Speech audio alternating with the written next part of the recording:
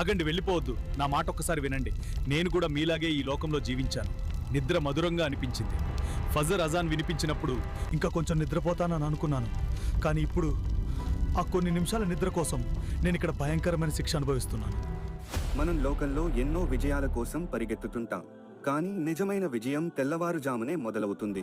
ఫజర్ నమాజ్ కేవలం ఒక ప్రార్థన మాత్రమే కాదు, అది మన సృష్టికర్తతో మనం చేసుకునే ఒక గొప్ప ఒప్పందం. ఫజర్ నమాజ్ నిర్లక్ష్యం చేసే వారి గురించి సృష్టికర్త అయిన అల్లాహ్ మరియు అంతిమ దైవ ప్రవక్త ముహమ్మద్ సల్లల్లాహు అలైహి వసల్లం వారు తీవ్రంగా హెచ్చరించారు.